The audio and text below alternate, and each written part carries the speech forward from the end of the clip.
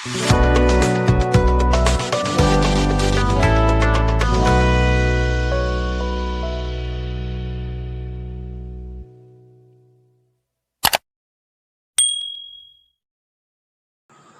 And good evening दोस्तों, बहुत बहुत स्वागत है आप सभी का मेरे इस यूट्यूब चैनल किक सुवेंदु में। तो आईपीएल 2024 में दो मैच के बारे में बात करेंगे। जैसे जैसे आगे मैचेस बढ़ रहे हैं और भी ज़्यादा इंटरेस्टिंग जो कि पॉइंट्स टेबल हो रहा है। और वहीं पे देखिए दो मैच जिसके बारे में हम बात करेंगे। सबसे पहले तो सनराइज हैदराबाद बनाम लखनऊ सुपर जायंट, क्योंकि दोनों टीम अगर आप देखो जो टॉप 4 की लड़ाई हो रही है उसमें अभी थोड़ा सा फंसे हुए हैं। तीसरे चौथे स्पॉट के लिए एक तरह से लड़ाई हो रही है। नंबर 1 नंबर 2 स्पॉट ऑलमोस्ट लग रहा है कि जैसे राजस्थान और कोलकाता ने एक तरह से अपने नाम कर लिया है। लेकिन वहां पे देखो कि बहुत ही वन साइडेड मैच और ऐसा मैच जो कि हारने वाली टीम को एक तरह से कंप्लीटली डिस्ट्रॉय करके चला जाएगा। तो सनराइज हैदराबाद ने अब देखो लखनऊ सुपर जायंट्स को 10 विकेट से हरा दिया है। और वहां पे देखो सिर्फ और सिर्फ 166 रन का टोटल था जिसको उनको एक तरह से चेस करना था। और इन्होंने 10 ओवर के अंदर अंदर ही 10 विकेट हाथ में लेते रन चेस कंप्लीट कर दिया है।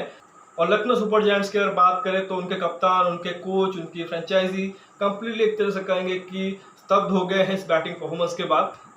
आई डोंट थिंक कि उनको बहुत ज़्यादा कुछ समझ आया होगा। मैच अगर आप देखो ऑलमोस्ट 40-45 मिनट पहले ही खत्म हो गया, क्योंकि अगर आप देखो आधे ओवर में उन्होंने एक तरह से रन चेस कर दिया। 10 ओवर के मार्क तक शायद लखनऊ 50-60 के आसपास थी, बट यहाँ पे हैदराबाद ने एक अलग ही गेम दिखाया। तो दूसरी तरफ लखनऊ की अगर बात करें, वंस अगेन केएल राहुल वो भी एक तरह से कटघरे में खड़े हुए हैं, क्योंकि वंस अगेन अगर आप देखो उनकी अप्रोच पे सवाल थे। आई थिंक कुछ 33 बॉल में 29 किए हैं। अभी स्कोर कार्ड के बारे में ज़रूर आपको बताऊंगा। और बाद में एक एक्चुअली क्लिप वायरल हुई जिसमें जो उनके ओनर है, एलएसजी के ओनर संजीव गोयंका, जो कि राइजिंग पुणे सुपर जायंट्स के भी ओनर थे, उन्हीं की एक तरह से फ्रेंचाइजी है लखनऊ सुपर जायंट्स। और आई थिंक उनकी हिस्ट्री भी रही है कि उन्होंने 2016 के सीजन के बाद एमएसडी को एक तरह से कैप्टन से हटा के स्टीव स्मिथ को कैप्टन बनाया था। तो ऑलरेडी उनकी थोड़ी सी हिस्ट्री रही है। तो यहाँ पे देखा गया कि बीच मैदान में एक तरह से आप देखो मैच खत्म होने के बाद वो एक तरह से लग रहा था कि जैसे बहुत ज़्यादा एनिमेटेड होके, बहुत ज़्यादा फ्रस्ट्रेटेड होके अपने कप्तान केएल राहुल से बात कर रहे थे। अब देखो अपने कप्तान से जो अपनी फ्रस्ट्रेशन है वो शेयर करना, उनसे बात करना कोई गलत बात नहीं है, लेकिन ये चीज़ जो कि वो ड्रेसिंग रूम में या मतलब इनसाइड क्लोज डोर होना चाहिए। क्योंकि केएल राहुल एक रेप्यूटेड इंडियन प्लेयर है, इंडिया के कैप्टन भी रह चुके हैं कुछ मैच के लिए। आपके कप्तान है, आपने उनको एक तरीके से जब ऑक्शन हुआ था 2022 में, ऑक्शन से पहले ही आपने उनको खरीदा था, एक बड़े अमाउंट में उनको कप्तान बनाया था, उनके ऊपर ट्रस्ट दिखाया था। पिछले 2 सीजन में उन्होंने लगातार आप देखो टीम को प्लेऑफ में पहुंचाया है। तो ठीक है, इस बार आप देखो कुछ खराब क्रिकेट आपने खेला है, टीम जो कि थोड़ी सी फंसी हुई है, बट अभी भी देखो प्लेऑफ के चांसेस है आपके पास, बहुत अच्छे खासे चांसेस है। अगर 2 मैच जीतोगे 16 पॉइंट्स के साथ हो सकता है आप क्वालिफाई कर जाओ। बट ये जो एक तरह से उन्होंने जेस्चर दिखाया अपने कप्तान की तरफ, आई थिंक वो एक तरह से गलत था। क्योंकि वहाँ पे देखो जब आप ग्राउंड पे करते हो तो फिर ब्रॉडकास्टर की जो कैमरास लगे हुए हैं वो आप पे फोकस रखती है और फिर वो बार बार उसी क्लिप को दिखाते हैं। वो एक तरह से न्यूज़ और सोशल मीडिया पे वायरल होता है और अंत में देखो बदनामी आपकी ही होती है, आपके फ्रेंचाइजी की होती है। ठीक है, केएल राहुल पे लोग क्रिटिसाइज जरूर करेंगे, उनके परफॉर्मेंस को कोई एक तरीके से शाबाशी नहीं देगा, बट फिर भी आप देखो कि जब इस तरह का कुछ घटेगा तो फिर लोग जो कि है, जो फैंस जो कि वो केएल राहुल के साथ ही खड़े होंगे, फ्रेंचाइजी को सभी एक तरीके से फटकार लगाएंगे। तो आई थिंक ये चीज़ एक तरह से गलत थी। बट ऐसा नहीं है कि केएल राहुल ने बहुत अच्छा क्रिकेट खेला हो, उन्होंने भी एक तरह से खराब क्रिकेट खेला। बट आई थिंक जो चीज़ें हुई ऑन फील्ड, आई थिंक वो ड्रेसिंग रूम या कैमरे के पीछे भी हो सकती थी। तो खैर इस मैच के बारे में बात करेंगे और साथ ही इससे पहले जो मैच हुआ था दिल्ली और राजस्थान रॉयल्स के बीच भी, वो भी थोड़ा सा कंट्रोवर्शियल मैच रहा एक कंपेयरिंग डिसीजन को लेके। बट वहाँ पे भी देखो दिल्ली कैपिटल्स जो कि राजस्थान रॉयल्स को हरा के एक तरीके से अपनी होप को अलाइव रखे हैं और अभी भी उनके पास एक अच्छा खासा चांस है जहाँ पे वो एसआरएच, लखनऊ और चेन्नई को टक्कर दे सकते हैं और टॉप 4 में एंटर कर सकते हैं। तो सबसे पहले एसआरएच और एलएसजी के बारे में बात कर लेते हैं और फिर दिल्ली और राजस्थान के बारे में बात करेंगे। तो एसआरएच और एलएसजी के बीच जो मैच था वो हैदराबाद के होम ग्राउंड पे था। लगातार इनको 3 मैचेस जो कि अपने होम ग्राउंड पे खेल रहे हैं शायद। तो यहाँ पे देखो तो टॉस जीत के एलएसजी ने पहले बैटिंग किया। फैंस थोड़े से निराश थे क्योंकि वो देखना चाहते थे एसआरएच की बैटिंग, क्योंकि जिस तरह से वो बैटिंग कर रहे हैं सीजन में उसको देखना चाहते थे, 300 बनता हुआ देखने चाहते थे। बट वहाँ पे देखो केएल राहुल ने टॉस जीता और काम पहले बैटिंग करेंगे और बैटिंग करते हुए देखो 165 रन ही बनाए हैं 4 विकेट के नुकसान पे। पिच लगा कि थोड़ा सा धीमा है, थोड़ा सा बॉल जो कि वो फंस के भी आ रहा था। बट बाद में जब रन चेज हुआ, ट्रेविस हेड और अभिषेक शर्मा एक तरह से खड़े रहे हैदराबाद के लिए और 10 विकेट से मैच जीते हैं। 9.4 ओवर यानी कि 56 बॉलों में एक तरह से 166 का जो टोटल था उसे चेस कर दिया। अभिषेक शर्मा और ट्रेविस हेड दोनों ही नॉट आउट रहे हैं। अभिषेक ने 28 बॉलों में 75 किए हैं, 8 चौके और 6 छक्के मारे हैं, और 30 बॉलों में 89 किए हैं। ट्रेविस हेड ने 8 चौके और 8 छक्के मारे हैं। तो कमाल की बैटिंग की है, डिस्ट्रक्टिव बैटिंग की है, और जैसे रगड़ के रख दिया हो सामने वाली बॉलिंग लाइनअप को। और गेंदबाज भी अगर आप देखो तो बहुत ही खराब ही हुई है। कृष्णापा गौतम से स्टार्ट कराया था इन्होंने, कंसीडरिंग कि 2 लेफ्ट हैंडर बैटर थे, तो एक ऑफ स्पिनर को गेंद दिया था, जबकि कृष्णापा गौतम ने बहुत ज्यादा मैचेस इस सीजन खेले ही नहीं है। 2 ओवर में उनको 29 रन पड़े हैं। यश ठाकुर ने 2.4 ओवर में 47 रन कंसीड किए हैं, जबकि रवि बिश्नोई को पावर प्ले में एक तरह से इंट्रोड्यूस करवाया था। 2 में 34 रन पड़े हैं, 2 में 37 नवीन उल हक को पड़े हैं, और 1 में 19 आयुष बडोनी को पड़े हैं। तो बहुत ही बुरी तरीके से पिटाई की है, किसी भी गेंदबाजों को छोड़ा नहीं है। क्लियर कट एक इंटेंट के साथ आए थे, और मे भी शायद नॉट की वो टॉप 4 की स्पॉट को एक तरह से देख रहे हैं। साथ ही हल्का सा जो विंडो खुला है राजस्थान के हार के बाद दिल्ली से, कि टॉप 2 में भी एक तरह से फिनिश कर सकते हैं, तो वो नेट रन रेट को बढ़ाने के लिए कुछ भी कर रहे हैं। और आई थिंक ये चीज़ देखने को अच्छी लगी कि डिस्पाइट कि 1-2 मैच इनके ऑफ गए जहाँ पे इनकी बैटिंग नहीं चली, उसके बावजूद उसी अप्रोच के साथ आए हैं। काफ़ी एक्सपर्ट्स ने कहा कि थोड़ा सा संभल के खेल लो, हर मैच में ऐसी बैटिंग नहीं चलेगी, but I think clear cut एक तरीके से माइंड सेट है एसआरएच का और उनके कप्तान का, हम इसी तरीके से ही खेलेंगे। रिजल्ट आएंगे तो भी चलेगा, नहीं भी आएंगे तो भी चलेगा, बट एट द एंड अगर आप देखो हम अपनी गेम को जो कि इसी तरीके से एक तरीके से चलाएंगे। तो बहुत अच्छी बैटिंग देखने को मिली। और लखनऊ सुपर जायंट्स मुझे लगता है कि बैटिंग के वक्त ही एक तरह से हार गए थे, क्योंकि जिस अप्रोच के साथ उन्होंने बैटिंग की थी, अगर आप देखो तो पहले 6 ओवर में उनके 27 रन बने थे, और जहाँ पे 2 विकेट आउट हो गए थे। कप्तान केएल राहुल 33 बॉल में 29 करके गए हैं।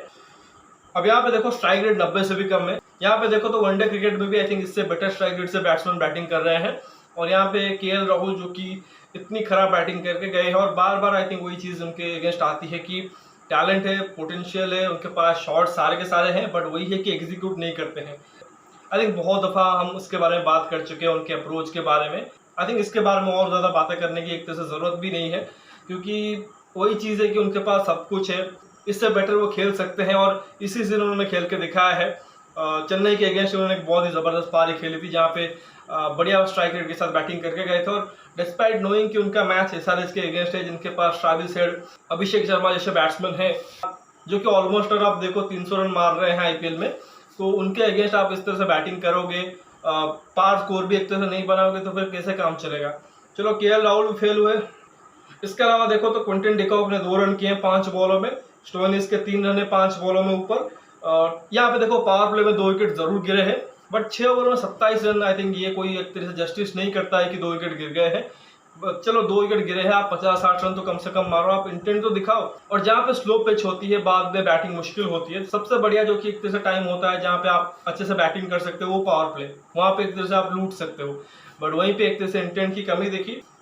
अब ये देखो कृणाल पांड्या को उन्होंने नंबर 4 पे भेजा है, यूँ तो उनको नंबर 8 नंबर 7 के लिए रखते हैं, जहाँ पे हार्डली उनको बॉलें मिलती हैं खेलने के लिए। हालांकि कृणाल ने इस सीजन अच्छी बैटिंग जरूर की है, बट अगेन देखो यहाँ पे अननेसेसरी था। आपके पास पूरन है, आपके पास आयुष बडोनी है जो कि प्रॉपर बैटर है, उनको आप भेजो।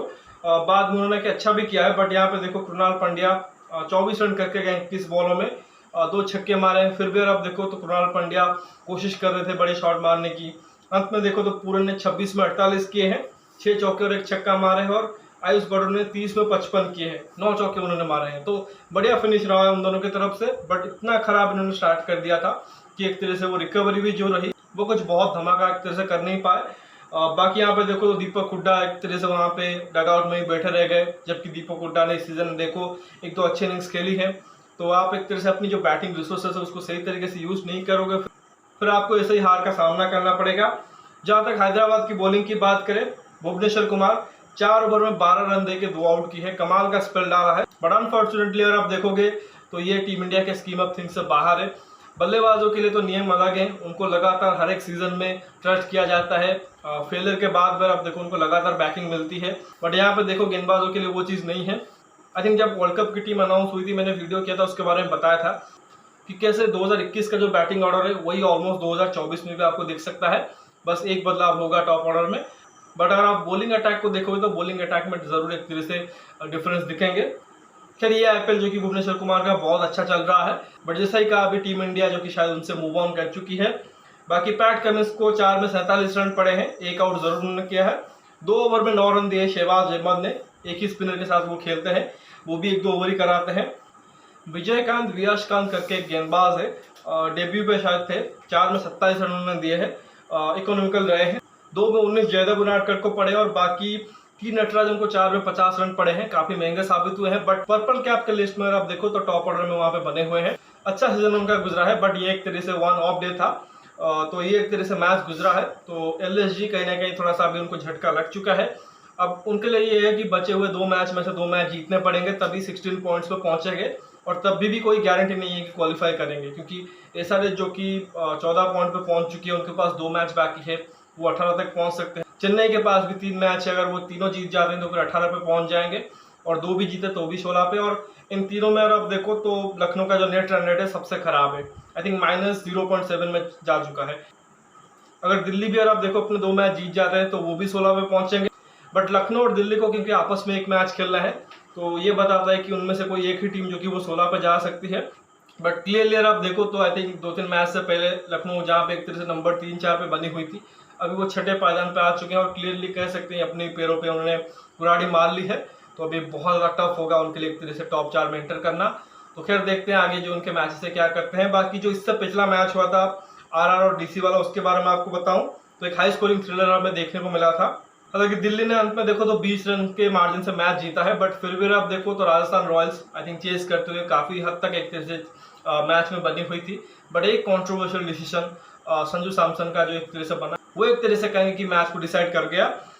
खैर देखिए, पहले बैटिंग करते हुए दिल्ली ने 221 रन किए थे, बहुत ही बढ़िया बैटिंग देखने को मिली थी। उनके जो ओपनर्स थे जैक फ्रेजर मैगर, जो कि ऑस्ट्रेलिया के T20 वर्ल्ड कप के टीम का हिस्सा नहीं बने हैं, लेकिन आईपीएल में लगातार वो इंप्रेस कर रहे हैं। 20 बॉलों में 50 रन किए हैं, 7 चौके और 3 छक्के मारे हैं। उतना फ्लुएंट दिखे नहीं बैटिंग करते हुए, बट एट द एंड आप देखो तो उन्होंने बढ़िया एक तरह से पारी खेल कर गए हैं। अभिषेक पुरी, जिनके ऊपर दिल्ली के मैनेजमेंट ने एक तरह से आंख बंद के भरोसा किया हुआ है, इन्होंने भी बहुत अच्छी पारी खेली है। पृथ्वी शॉ के एब्सेंस में आप देखो उनसे ओपन करा रहे हैं, 36 बॉल में 65 करके गए हैं, तो बहुत ही बढ़िया ओपनिंग स्टैंड रही। उसके बाद हालांकि देखो तो मिडिल ऑर्डर में थोड़ी सी परेशानी जरूर रही। शे होप 1 रन बना के रन आउट हुए हैं, 10 में 15 किए अक्षर पटेल ने। अब अक्षर पटेल को भी नंबर 4 पे भेज रहे हैं, पता नहीं क्यों भेज रहे हैं, क्योंकि उनके पास already Rishabh Pant, Tristan Stubbs जैसे बैट्समैन है, तो आई थिंक अक्षर को आपको 6-7 पे ही रखना चाहिए। बाकी ऋषभ पंत भी फेल रहे, 13 में 15 है, बट वहां पे देखो ट्रिस्टन स्टब्स, जिनका बहुत अच्छा सीजन गुजरा है, वंस अगेन एक बढ़िया पारी खेलते हैं। 41 रन किए 20 बॉलों में, 3 चौके और 3 छक्के मारे। और साथ ही गुलबदीन नईम, जिनका एक तरह से आईपीएल डेब्यू था, मिचेल मार्श के रिप्लेसमेंट के तौर पर आए हैं, नीचे उनको एक तरह से भेजा गया। 19 रन किए 15 में, तो बहुत अच्छी बैटिंग परफॉर्मेंस दिल्ली की तरफ से देखने को मिली। 8 विकेट के नुकसान पे 221 किए। और राजस्थान की बॉलिंग की अगर बात करें तो काफी गेंदबाजों का उन्होंने एक तरह से इस्तेमाल किया है, बट कुछ खास बॉलिंग परफॉर्मेंस थी नहीं। ट्रेंट बोल्ट को 4 में 48 पड़े हैं और 42 पड़े हैं संदीप शर्मा को, बट एक विकेट उन्होंने लिया है। 2 ओवर में 42 पड़े हैं आवेश खान को। आई थिंक फ्रेजर ने उनको जबरदस्त पिटाई की है और उसके बाद उन्होंने गेंदबाजी नहीं की। रविचंद्रन अश्विन ने बढ़िया स्पेल डाला है, 4 में 24 रन देके 3 आउट किया है। अदरवाइज ये स्कोर हो सकता है कि 250 भी पहुंच सकता था। और रियान पराग को बीच में 2 ओवर के लिए लाए थे, 17 रन दिए हैं, तो आवेश खान का जो 2 ओवर है इन्होंने निकाल दिया। बाकी 4 में 48 चहल को भी पड़े हैं, 1 विकेट उन्होंने लिया है। तो अश्विन को छोड़ सभी की एक तरह से पिटाई हुई है। और चलो रियान पराग ने भी 2 अच्छे ओवर डाले हैं, बट जब रन चेस की बारी आई तो राजस्थान से आप उम्मीद करते हो कि दिल्ली का ग्राउंड है छोटा सा, और वहाँ पे जो बैटिंग उनके पास है, सारे के सारे बैट्समैन ऑलमोस्ट फॉर्म में है, तो आप एक्सपेक्ट करते हो इस रन चेस को। बट वहाँ पे देखो राजस्थान की टीम में थोड़े बदलाव थे। ध्रुव जुरेल और सिमरन हेटमायर खेल नहीं रहे थे, और उनके जगह पर आप देखो साउथ अफ्रीका के जो बैटिंग ऑलराउंडर डोनोवन फेरिया उनको खिला रहे थे। विकेट कीपर बैट्समैन है, बॉल भी डालते हैं। आई थिंक जेएसके के लिए SA20 में अच्छा ही किया है। और साथ ही शुभम दुबे को खिला रहे थे। ये शिवम दुबे नहीं है, शुभम दुबे है, ये भी लेफ्टी है बट शिवम दुबे से अलग है। तो क्या स्टार्ट कुछ खास नहीं रहा। पहले बॉल पे चौका मारा जायसवाल ने और सेकंड बॉल पे ही आउट हो गए। जॉस बटलर ने भी आप देखो 19 रन के 17 में, तो उनका भी स्ट्रगल जारी रहा। बट संजू सैमसन जो कि बहुत अच्छे ले में इस सीजन और परहाप्स अपनी बेस्ट आईपीएल सीजन खेल रहे हैं बतौर कप्तान और बतौर बैट्समैन। एक और बढ़िया उन्होंने पारी खेली और दूसरे बल्लेबाजों ने साथ दिया। तो सैमसन आप देखो 46 बॉल में 86 करके गए हैं, 8 चौके और 6 छक्के मारे हैं। साथ ही रियान पराग ने 22 में 27 किए हैं, तो शुभम दुबे ने 12 में 25 किए हैं। रोमन पावल के 10 में 13 है। डोनोवन फेरियर आप देखो उन्होंने 1 रन किए 3 बॉलों में। तो संजू सैमसन जो कि एक एंड से कोशिश कर रहे थे, दूसरे एंड से थोड़ी बहुत सपोर्ट जरूर मिली बट किसी ने फिनिश नहीं कर पाए। और सबसे बड़ा जो मोमेंट जैसा कि बोल रहा था, आई थिंक संजू सैमसन एक शॉट खेली और बाउंड्री लाइन पे अगर आप देखो तो शे होप ने कैच पकड़ा और थर्ड एम्पायर ने उसको आउट दे दिया, बट वहां पे देखो जो रिप्ले में एक तरह से दिखाया गया तो कहीं ना कहीं एक तरह से फील हुआ कि शायद टच हो गया होगा, बट प्रॉब्लम उसमें ये थी कि चलो टच हुआ हो या फिर ना हुआ हो, बट वहां पे देखो उन्होंने बहुत जल्दी एक तरह से डिसीजन दे दिया। अब देखिए बहुत एक तरह से क्रिटिकल एक तरह से सिचुएशन था मैच का, जब एक तरह से कोई वाइड होता है या फिर नो बॉल कॉल होता है तो बहुत दफा एक तरह से उसको रिप्ले में दिखाया जाता है। अंपायर जब तक एक तरह से क्लियरली सेटिस्फाई नहीं हो जाते हैं तब तक डिसीजन नहीं देते हैं, बट यहाँ पे तो आई थिंक देखा वो जो कैमरा एंगल से दिखा रहे थे एक ही बार में दिखाया और अंपायर ने डिसीजन ले लिया।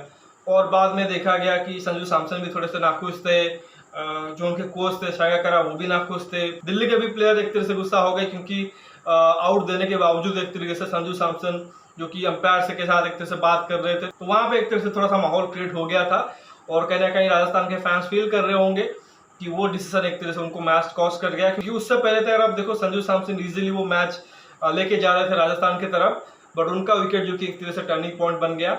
हालांकि बाद में अगर आप देखो रनचेस कंप्लीट हो सकता था क्योंकि शुभम दुबे अच्छी बैटिंग कर रहे थे, रोहमन पॉवेल के पास अच्छी खासी एबिलिटी थी, इवन डोनोवन फेरियर के पास भी हिटिंग एबिलिटी थी, बट तारीफ करनी पड़ेगी कुलदीप यादव की। आई थिंक 18th ओवर शायद उन्होंने किया था, कुछ 39-40 के करीब एक रन चाहिए थे और उन्होंने सिर्फ 4 रन दिए थे उस ओवर में, तो बढ़िया स्पेल डाला था। और अंत में अगर आप देखो तो आखिरी ओवर में इतने रन रह गए थे जो कि ऑलमोस्ट इम्पॉसिबल ही होते हैं बैट्समैन के लिए, 5-6 छक्के उनको मारने थे, बट वो चीज़ नहीं हुआ और फाइनली आप देखो दिल्ली कैपिटल्स को जीत मिली और जीत के साथ वो 12 पॉइंट्स पे पहुंच गए और पूरी तरीके से अपने होप का लाइव रखा है।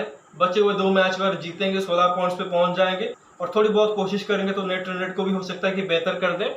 और ऐसे में बहुत अच्छा खासा चांस है कि अगर चेन्नई सुपर किंग्स या सनराइज हैदराबाद अपने आने वाले मैचेस में खराब खेलती हैं तो इनके लिए भी एक तरह से विंडो ओपन हो जाएगा टॉप 4 के लिए। बाकी आरआर के लिए ये कहेंगे अगेन देखो जो तीनों मैचेस हारे हैं काफ़ी क्लोज मैचेस हारे हैं, तो उतना आई थिंक चिंता करने की ज़रूरत नहीं है, बट एक चीज़ इनको ज़रूर फ्रस्ट्रेट करेगी कि वो काफ़ी समय तक नंबर 1 पे अभी जो कि एक तरह से दूसरे नंबर पे आ गए हैं और अगर एक आधा मैच और हार जाते हैं तो हो सकता है कि अब टॉप 2 से एक तरह से हट के 3-4 पे आ जाएं, जो कि एक तरह से बिल्कुल भी नहीं चाहेंगे क्योंकि आपको पता है कि टॉप 2 में रहने का एक तरह से आपको एक एडवांटेज ज़रूर मिलता है कि आपको एक एक्स्ट्रा मौका मिलता है फाइनल में प्रवेश करने का। तो खैर देखते हैं कि आगे ये जो टीमें हैं किस तरह से परफॉर्म करती हैं। तो फिलहाल इस वीडियो बस इतना ही, आशा करता हूँ कि वीडियो ज़रूर आपको पसंद आया होगा। वीडियो को लाइक करना मत भूलिए, साथ ही चैनल को सब्सक्राइब जरूर करिए और दोस्तों को शेयर भी कर दीजिए। साथ ही मैं ये चाहूँगा कि कमेंट सेक्शन में अपना फीडबैक ज़रूर दीजिए, चाहे वो एलएसजी के जो ओनर है उनका बिहेवियर टुवर्ड्स केएल राहुल को लेके है या फिर जो आई थिंक संजू सैमसन का भी एक तरह से जो कंट्रोवर्शियल डिसीजन रहा, दोनों के ऊपर आपका एक तरह से जो भी एक तरह से फीडबैक है वो दे सकते हो। बाकी नोटिफिकेशन की घंटी दबा लीजिए ताकि हर एक वीडियो की अपडेट आपको टाइम पे मिलती रहे। मिलते हैं अगले वीडियो में, तब तक धन्यवाद, जय हिंद।